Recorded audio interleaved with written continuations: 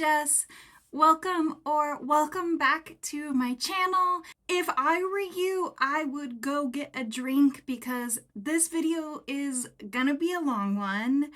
I did not do a wrap up for June, so welcome to a 2-month wrap up. This is June and July, and I have 15 books to talk to you about today. In an effort to get this video filmed before my phone overheats and shuts down and I have to refilm the entire thing, I am going to try to make this short, and the majority of the books that I have to talk about in this video, I read for specific vlogs, so I will leave those linked below. You can go watch those vlogs for yourself to get even more in-depth thoughts that I had. To start off, for June and July, my book club read the second and third books in the Greenbone saga, Jade War and Jade Legacy, both by Fonda Lee, and they were okay. Unfortunately, I rated both of these books 3 stars, and I feel pretty similarly about both of the books, to be honest. I think overall this is a really solid, good fantasy series, but I don't understand the hype around this series. I really do not get it. The first book I rated 4 stars and I really thought was super solid and fantastic. An amazing start to a trilogy. It did a great job setting up the world, introducing us to the characters, but the second and third books lost me. I'm not necessarily a plot reader and I'm not necessarily a character reader, but I think in the case of the Greenbone saga, this story is carried by the characters in it. Now, don't get me wrong, the plot and what happens is really great. It's really fantastic, and Fonda Lee has a great story here plot-wise, but the execution of the plot left a lot for me as a reader to be desired. And like I said, I think the characters were the strength of this, but because of the way this series is paced, you really don't get one-on-one time with the characters the way that you need in order for events in books 2 and 3 to have the impact that they're supposed to have. Like, I'm gonna be perfectly honest, there's a character death in Jade Legacy. It's the one that if you've read this, you're mad about, because apparently I'm in the very, very tiny minority, but it's that death. And not the one at the very end, the one before that made everybody mad. I didn't feel anything. I didn't feel anything because of the way the pacing and the characters were treated. This is a series set in a fictional world called Kekon. In Kekon, they have Jade, which when you touch it, it basically enhances your physical capabilities, and then it also provides you with magical powers, but it requires years and years of training. Otherwise, you basically like overdose on Jade and you end up going insane. It's a very volatile substance and it's a very, very powerful substance. And in Kekon, basically everything is run by the Jade clans. And at the beginning of the trilogy, 2 of the clans end up embroiled in a clan war, and there are lines drawn and rivalries and everything like that. It is definitely like a little bit mafia vibes, but the clans are very different than the mafia. They really are more like ruling nobility, even though there is also like politicians and actual nobility in Kekon as well that play a role in how the government works. The clans are very much involved though in politics, in protecting the average citizen, in helping with natural disasters. Like, they're involved in every facet of life, and truly society would not be able to get along without the clans in this country. In books 2 and 3, the world really opens up and we begin to learn more about like the neighboring countries and the political influence they have, and how Jade is potentially going to be used in a global international setting moving forward now that like the world is expanding. And there are so many amazing themes within this of family and how power can corrupt and different ways of governing things and how you deal with violence and when is violence appropriate, when is it not appropriate. Like, there are just so many really amazing themes, and unfortunately I don't really know that the series went anywhere with them. And I think the main reason is this series bit off more than it could chew. I think that this entire thing could have been solved by having two separate series. I really think it should have been two trilogies, one which focuses on just the clan wars, and then another series which focuses like post clan wars, like maybe 20 or 30 years later, and it focuses on how K-Con is expanding and how the clan system fits into the world at large. And I think by separating that, we would have gotten both stories, and both stories would have been much more satisfying. Unfortunately, in the second book, and then even more so to like an extreme degree in the third book, there are all these time jumps. And so basically, it feels like every chapter is like the next month. And so something very significant will happen to these characters, and then you never get to see the immediate fallout of what happened. And these are like very major events, and then I'll just be like, oh yeah, it's 6 weeks later and they've recovered from that, or they have done this as a result of what happened.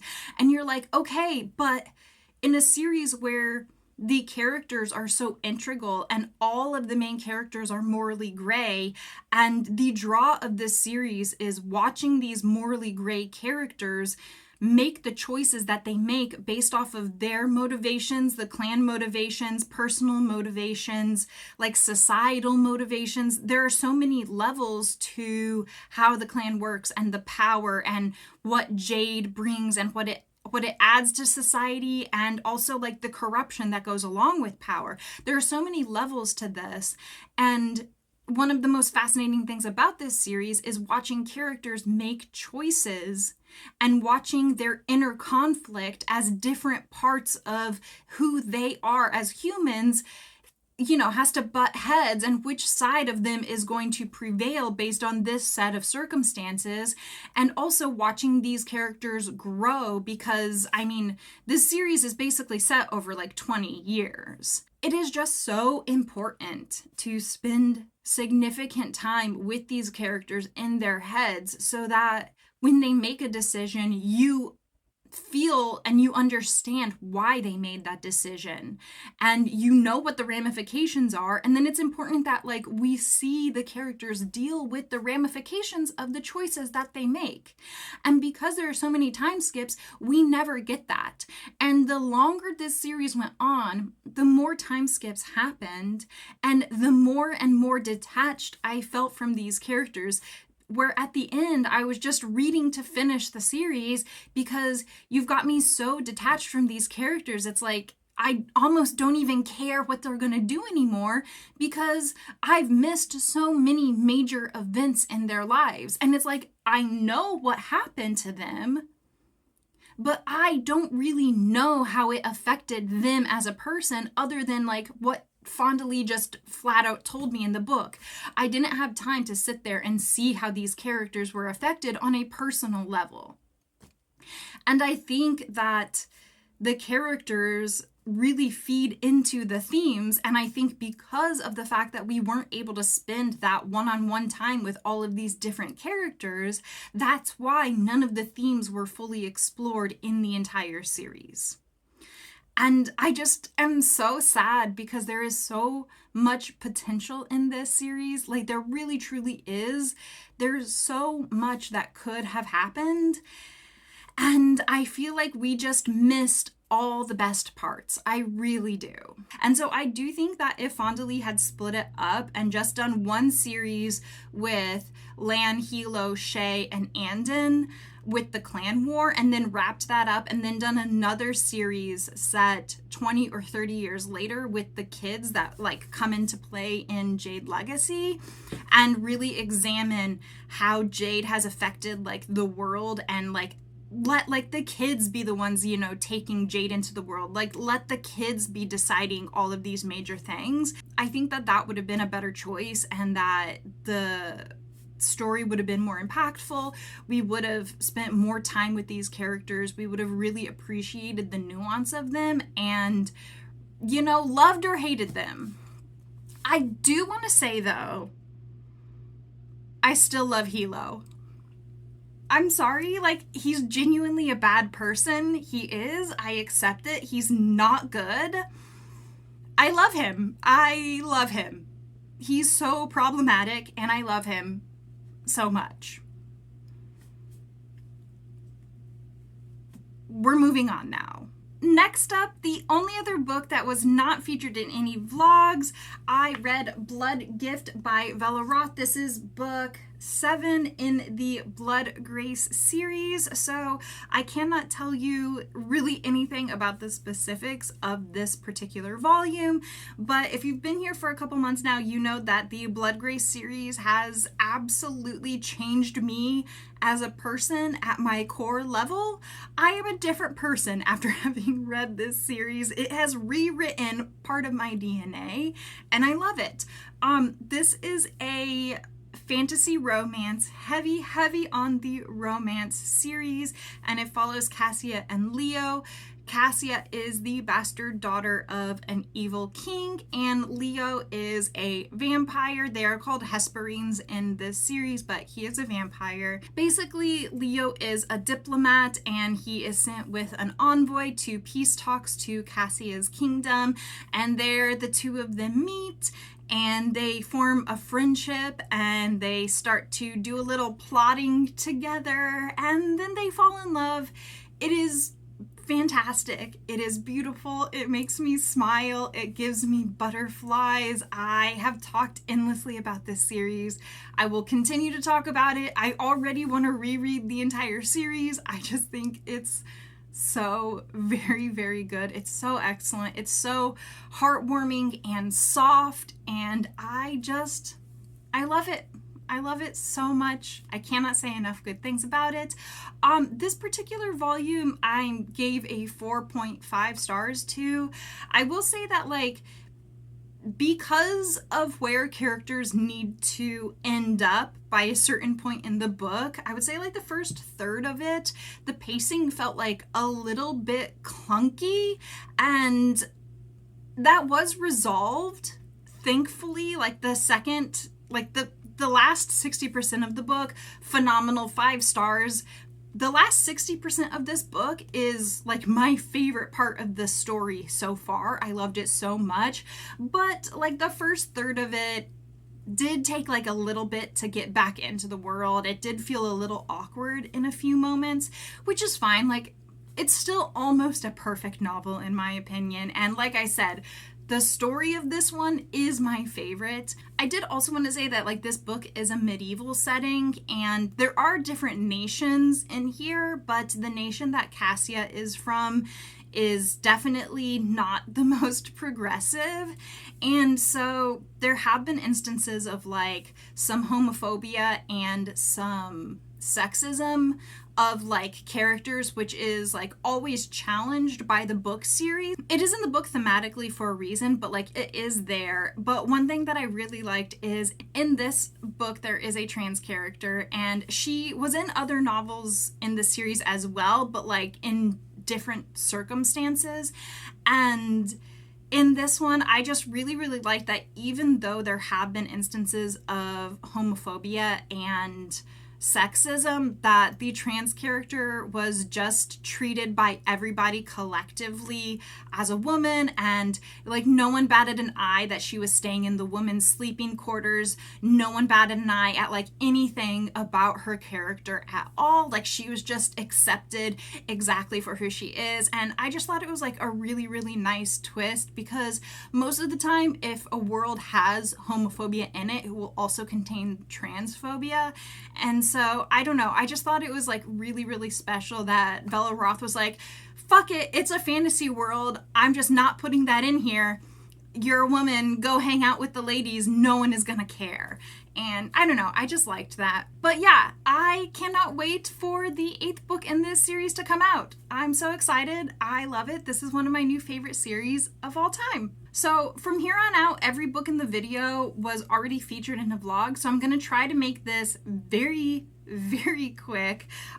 Next up, I read Yellowface by R.F. Kuang as a part of my anticipated releases reading vlog, and I love this. I gave it 5 stars. You can see more of my thoughts in that vlog. I rant and rave about it, but I just really loved the satire. I loved the meta-ness of this book. I did not know that I like meta-ness in books. I had no idea, and so it kind of shocked me how much I liked it in this book. I think it was really well done.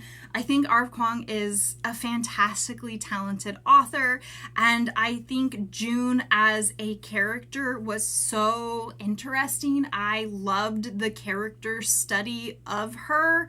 I loved it. I did want to say though that this book is pitched as a critique of the literary world and the publishing world, and I don't necessarily think that it fulfilled that. I think that R.F. Kuang points out things that are wrong within the publishing and literary world that we already knew, but they're very broad points that she points out in the novel. How many times am I going to say points? But there isn't really a nuanced conversation about why things are that way and what we can do about it. There's really no discussion of like how this affects the publishing world other than just like at the very most broad terms. So I think like if that's why you're picking up this book, like you're not going to get it from that. But it was a 5-star for me, and I loved the story for what it is. So it really worked for me. I loved it. Sorry, I never did a synopsis. This is a book that follows June, who is friends with Athena. They are both authors. Athena is a literary darling. She is a bestseller, but June, her first book basically flopped. She didn't even get a paperback release, and then one night Athena has a terrible accident and June steals her manuscript and then publishes it as her own. Next up, I did a vlog where I read Like Meg from Meg with Books as part of my BookTube Knockout series, and I read 3 books for that. The first book I read was One by One by Ruth Ware. This is an adult thriller where this like social media startup company is at a company retreat, and it's at a ski chalet. There is an avalanche and they lose power, and then like people start dying. And I mean, I gave this 3 stars. It was definitely like entertaining and readable, but I don't necessarily think it's anything special. I feel kind of bad saying that, but Ruth Ware is like one of the most beloved thriller authors, and I just genuinely think she's not for me. I mean, I gave this a 3 stars. Like, it's still good. I was still entertained while reading this. I'm gonna give it to my mom and she's gonna take it on vacation. It's definitely like a very fast, light popcorn type book. I didn't really have any complaints about it. It just didn't really do anything for me, and I just don't really think it's memorable. After that, I read The Project by Courtney Summers. This is up there for one of the biggest disappointments of the year. I gave this a 2.5 stars because it is the most aggressively mediocre book I have ever read. At the end of this book, I felt literally nothing. I didn't have any real complaints. I just felt nothing, like nothing good, nothing bad. I was like purely neutral in the middle. This book follows 2 sisters who are orphans, and then one of them gets taken in by a cult and the other one is going after the cult and trying to expose them. And I really love books with sister stories in them. I am the oldest child of 3, so any book that really focuses on a sibling dynamic is something that I'm interested in, but this just didn't work for me. I don't want to try to discourage anyone from reading this book because I definitely think it could be a potential all-time favorite for some people, but again, it was just like one of the most mediocre books I've ever read. It was definitely a disappointment because I thought I was going to love it and find a new favorite. I read Sadie and I gave that 5 stars, so I definitely know Courtney Summers is an author I like.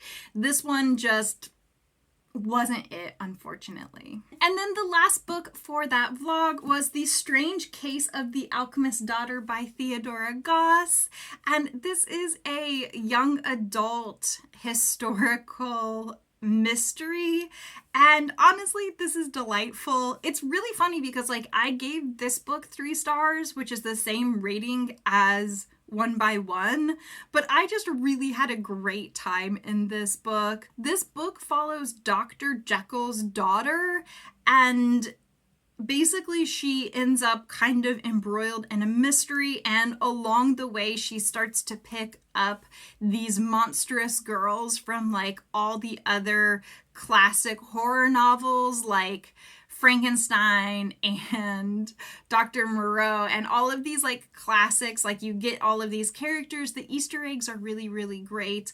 The found family trope is outstanding in here, and honestly, like I had a really, really good time in this book. I did think it was like a little bit convenient, a little bit predictable, but like the entertainment factor, if I was rating this book purely on entertainment, it would be a 6 out of 5. Like it is so fun and charming, and you're just having an absolute blast on every page of this. After that, I did another vlog, another booktube knockout where I read like Brittany.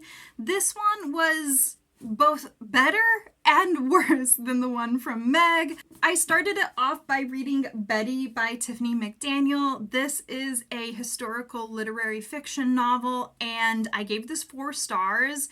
This is a book that ripped my heart apart, made me so angry, made me so upset, made me feel viscerally nauseous, and also has some absolutely beautiful writing in here. I put so many tabs in here for just beautiful, amazing lyrical quotes that I like. Tiffany McDaniel has a gift. She is a fantastic writer, and I think she especially is so good at speaking to the human experience. This is basically a part biographical, part fictional accounting of Tiffany McDaniel's mother's life. It is at its core a family story about this half-white, half-Cherokee family living in the 60s in Ohio when it was not a good time to be Native American. At the time that I read this, I was horrified. I still gave it 4 stars immediately, but I was horrified. But this is also a book that like kind of just sits with you and takes up like a part of your mind when it's done. And the more distance that I have had from this book, the more and more I appreciate it, and the more I am so very thankful that I read this book. After that, I read a nonfiction. This is Vegan Propaganda and Other Lies the Meat Industry Tells You by Ed Winters. This is also a 4-star read, and I also recommend this book. I think it is great, especially if you are new to the topic of veganism, or you're curious, why people want to be vegan and what is their thinking behind it. I really only have one complaint about this book, and that I just wish it was a bit more inclusive and looked at reasons why veganism is not always feasible as like a 100% binary diet for every person on the planet. I don't disagree with anything Ed Winters says in here. It's just overall the book could have been more inclusive. And I mean, it's really, really short. So like he had the room to add more in there when you're questioning whether veganism is a viable diet for you as like an all the way to veganism versus like where on the spectrum can you feasibly be? I think it's important to look at multiple points of view, especially considering like health and economic reasons. So yeah, I still highly recommend this. 4 stars. I thought it was fantastic. And I also think Ed Winters did a really good job writing this book so that it was very informative while also being very easy to understand. So that, sometimes nonfiction can get really, really dry, and I didn't feel that at all in this book. And then the last book of that vlog was one of the worst books I've read all year, and that is Hyperion by Dan Simmons. And honestly, I don't want to talk about this book because I just really didn't like it, and I have a vlog where I tell you my thoughts about why I did not like this book. But yeah, I didn't really appreciate all of the little bits of sexism in here, and overall the story just didn't work, and then you reach the ending and the ending sucks ass. So this is a 2-star read for me. It only got a 2-star read because one of the short stories in here was 5 stars. Oh, sorry. This is a collection of stories that a group of travelers tell each other while they are traveling together. So like each chapter is one character's story basically. And the very first one, 5 stars, fantastic. I loved it. And every other one after that sucked. So that's why it gets a 2-star instead of a 1. I do not recommend this book. I think it's a waste of your time. Next up is the books from my Summerween vlog. I love Summerween. I do it every year. It's one of my favorite weeks of the year. For Summerween, I read 2 books, the first being The Only One Left. This is the newest Riley Sager, and I thought this was okay. It's definitely my second favorite Riley Sager of the 3 that I have read. I gave it 3 stars, and I think that it is good and solid. I really, really hate that this book was marketed as a gothic novel. If you pick this up like me because you love gothic novels, it's not a gothic novel. But I mean, like, it's still fine. This is one of those books where I'm like, if you want to read it, like, go for it. I just don't necessarily recommend paying full price like I did. That's a regret that I had this year. This is a book that follows Kit. She is a caretaker for the elderly, and she is assigned to be the caretaker for Lenora Hope. So in 1929, Lenora Hope's whole family was massacred and she's the only survivor, and she's never spoken of that night. And then Kit gets there and Lenora's like, I'm gonna tell you what really happened. It's fine.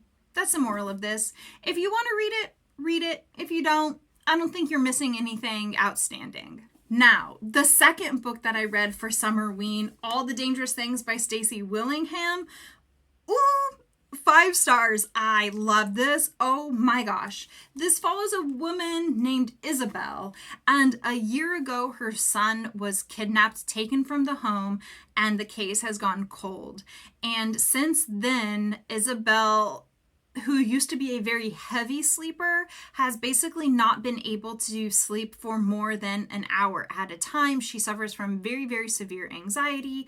And then one day she is contacted by a guy who runs a podcast, and he offers to help her try to solve the case. He has a record of solving other cold cases, and he offers to help her in exchange for her agreeing to allow her story to be on the podcast, and she agrees, and they look into it. I loved this. I thought it was so fantastic. It's a bunch of messy characters doing messy things. I absolutely did not see some of the things in here coming in the best way. I loved them. I was like open mouth, shocked, gasping while reading this book. I'm pretty sure that I love this way more than the average person. I don't think it has very many people that gave it 5 stars, but this just had everything that I wanted from an adult thriller.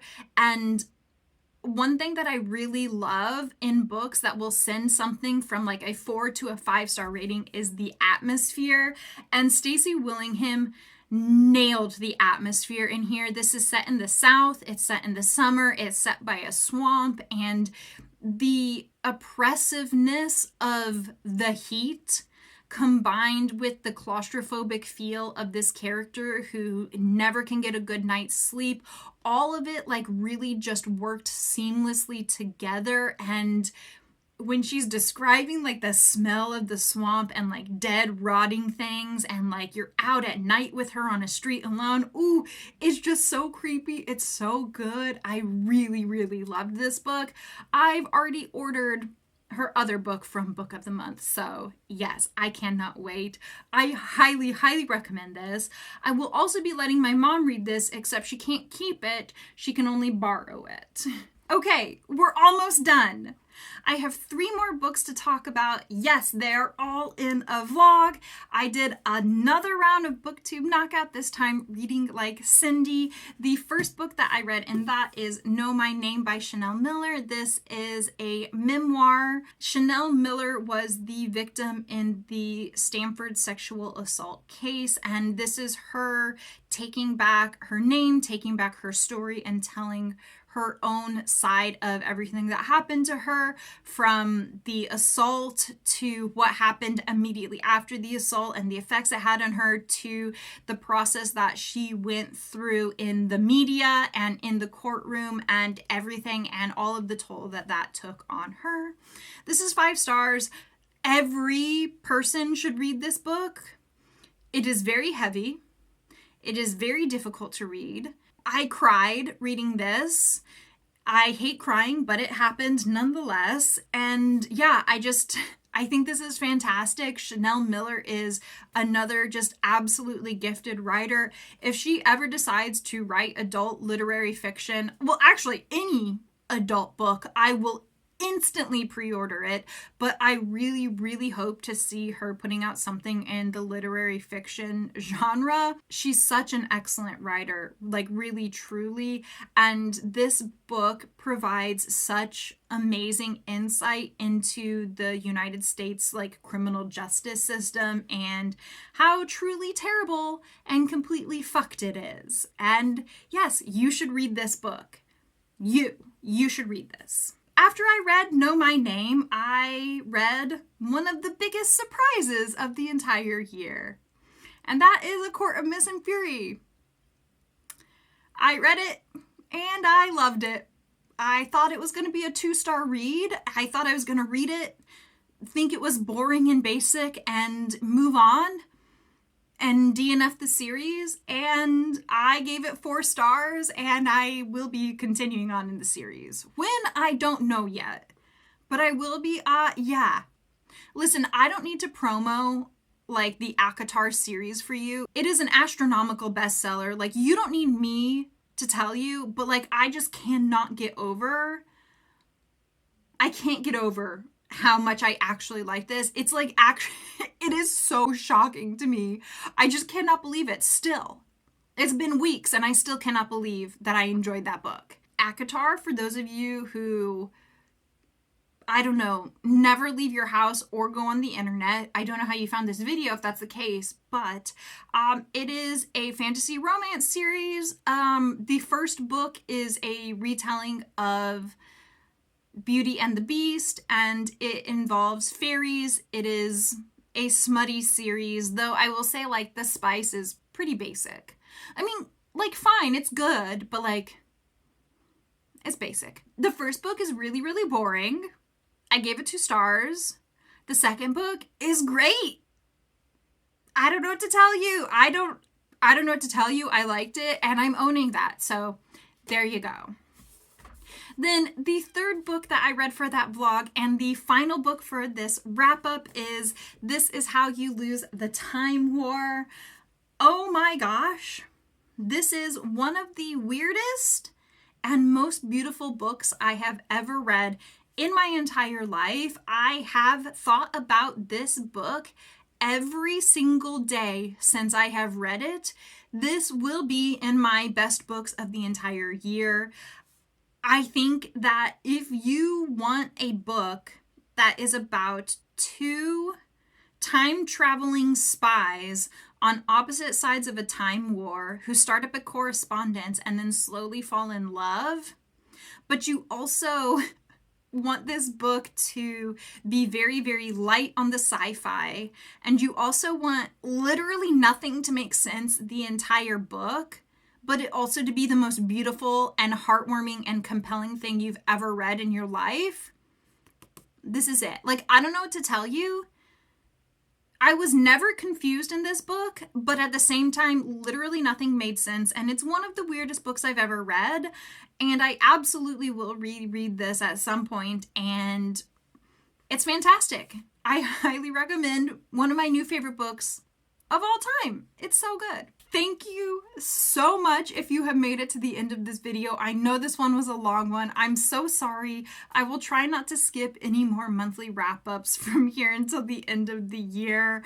I have to finish this video though before my phone overheats and cuts me off, but thank you. Thank you so much for spending time with me today. If you enjoyed this video, please consider subscribing. I would really appreciate it. I hope you stay safe and drink your water this summer, and I'll see you in another video. Goodbye!